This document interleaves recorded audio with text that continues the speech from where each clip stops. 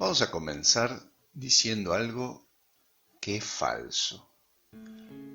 Hay dos clases de personas, las que tienden a enojarse y echarle la culpa a los demás, y las que tienden a sentir culpa y a evitar los conflictos. Es falso. Hay tantas clases de personas como personas, y cada una tiene su propia mezcla singular e irrepetible de ambas tendencias. Pero si jugamos un poco con esta clasificación, podemos ver que las personas que tienden a enojarse y a explotar, en general, tienden también a ser poco amigas de la autocrítica y les sale mucho más fácil criticar a los demás. Y a la vez, las personas más culposas se suelen apurar a conciliar, a evitar las confrontaciones, y su primera reacción frente a un conflicto es preguntarse qué pudieron haber hecho mal o de qué forma, tal vez sin darse cuenta, ofendieron al otro y le causaron algún malestar. También podemos ver que los enojones suelen tener altas expectativas sobre los demás, lo que los lleva a ofenderse muy fácilmente. Los culposos, en cambio, son sumamente comprensivos con los demás, pero muy exigentes, a veces despiadados consigo mismos.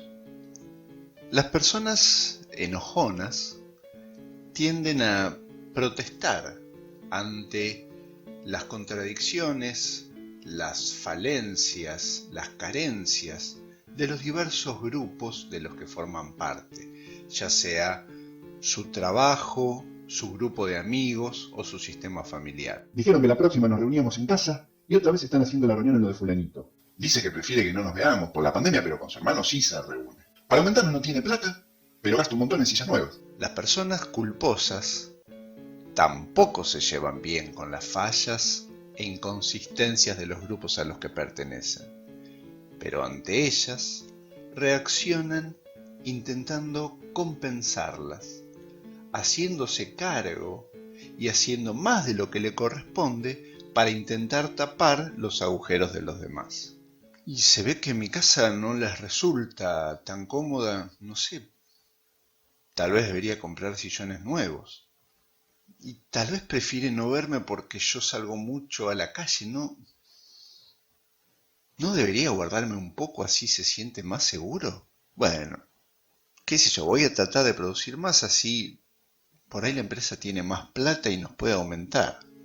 Ambas tendencias las podemos ver en quien es, a mi gusto, el personaje psicológicamente más fascinante de la historia de los cómics, el increíble Hulk. Las personas cabronas corresponden claramente al Hulk verde, furioso y destructor, mientras que las culposas equivalen al huidizo Dr. Banner, que vive temeroso de su propio enojo. El personaje de Hulk nos sirve para entender los problemas del enojo, pero también sus virtudes. Porque tendemos a pensar que el enojo es un sentimiento inadecuado que habría que evitar. Es un sentimiento que tiene muy mala prensa. Tenemos incorporado, por ejemplo, eso de que el que se enoja pierde, que significa que si la calentura nos desborda y reaccionamos emocionalmente, quedamos en gran desventaja contra alguien que se mantenga frío y cerebral. También tenemos miedo de que si vivimos enojados, vamos a traer cosas negativas o nos vamos a enfermar. Pero, sobre todo, estar enojados cuando no podemos hacer nada para cambiar la situación que nos enoja suele ser una situación insoportable. Entonces a veces preferimos minimizarla y decirnos cosas como, bueno, ya fue, no es para tanto, bueno, hay que mirar el lado positivo. Y es cierto que el enojo tiene muchas zonas peligrosas. Si caemos, en sus vicios. Pero si nos conectamos bien con el enojo y logramos darle lugar sin dejar que se apodere de nosotros, es una fuerza imprescindible que no podemos dejar de lado. Repasemos las versiones dañinas del enojo. Vicio número 1, la explosión de ira. Cuando el enojo se apodera de nosotros y lo actuamos sin filtro, ya sea desde violencia física a violencia verbal o simplemente con contestaciones desubicadas o fuera de tono, podemos dañar severamente nuestros vínculos y lastimar a los demás. ¿Por qué sucede esto?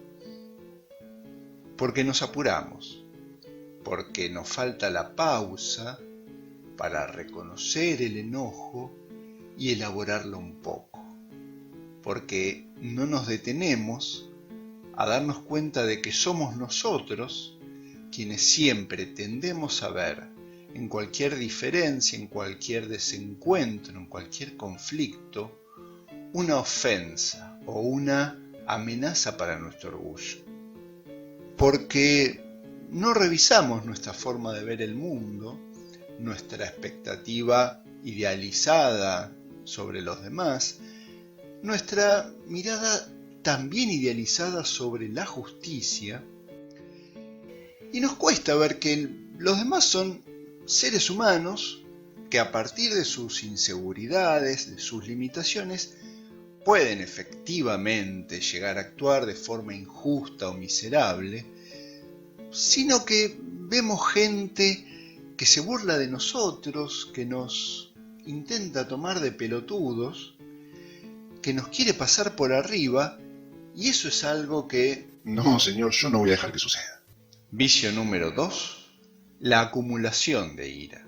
Cuando no reconocemos el enojo, cuando no le damos lugar, lo acumulamos,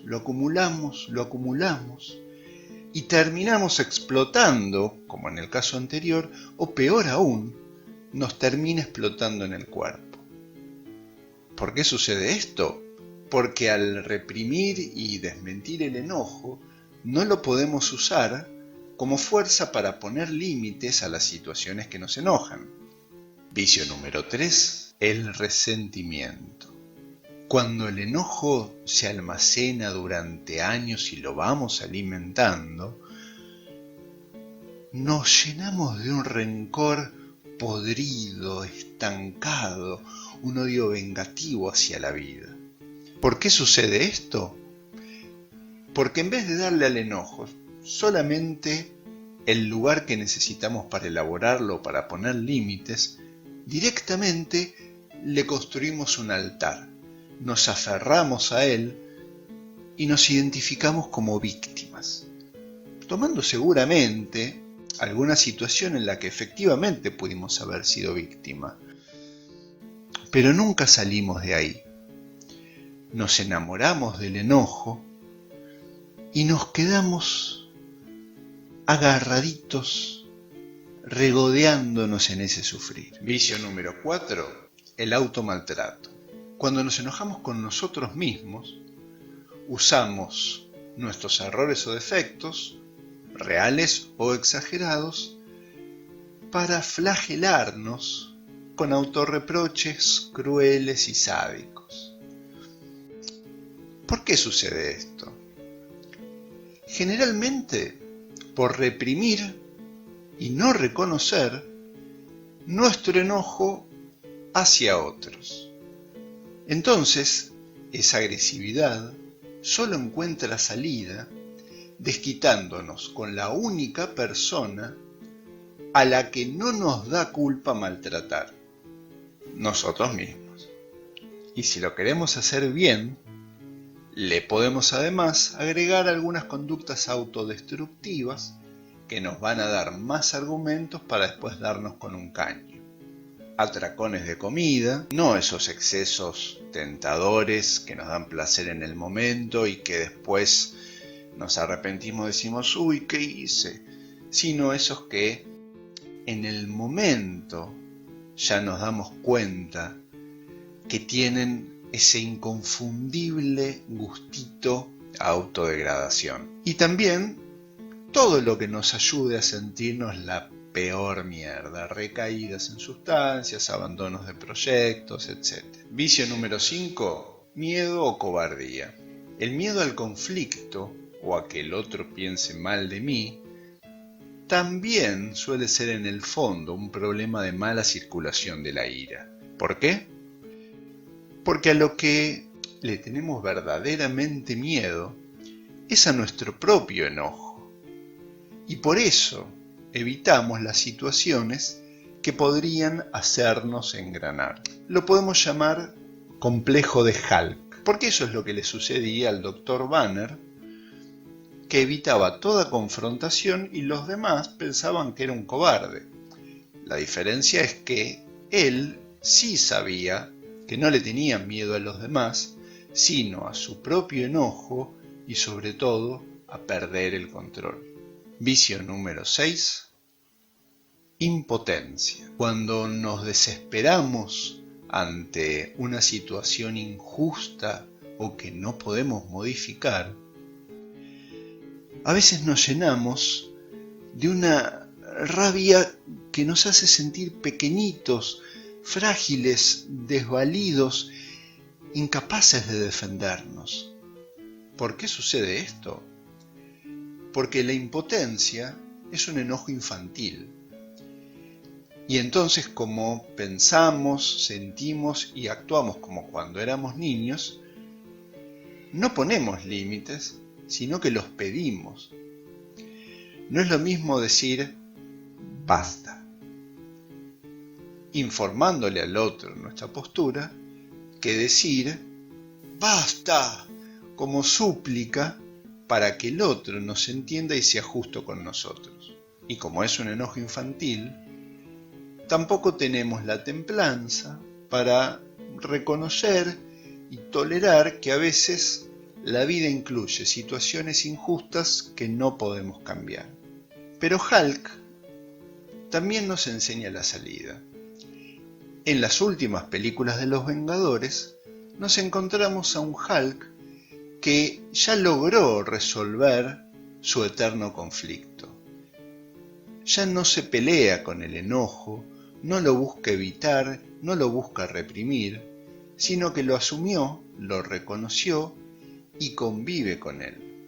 Entonces, como lo integra, puede tomar su fuerza, pero usarla de forma civilizada. Esto se resume en la imagen del Hulk convertido, pero con anteojos, en total conciencia y control de su poder. Cuando dejamos de repudiar el enojo y le damos lugar, pero no para ser dominados por él y llevarlo a la acción sin filtro, sino para reconocerlo, sentirlo, entenderlo, elaborarlo. Entonces nosotros podemos tomar el enojo y podemos servirnos de él. Y es ahí cuando el enojo se vuelve una fuerza invaluable para poner límites a los demás con una amable firmeza, sin necesidad de explotar ni de ofender. Y nos sirve también para dejar de hacernos cargo de cosas que no nos corresponden. Y también nos sirve para usarlo con nosotros mismos, no para maltratarnos y castigarnos, sino para tener la dosis justa de autoexigencia y autodisciplina, como para hacer esas cosas que ya no tenemos ganas de estar haciendo, pero que nos hacen bien.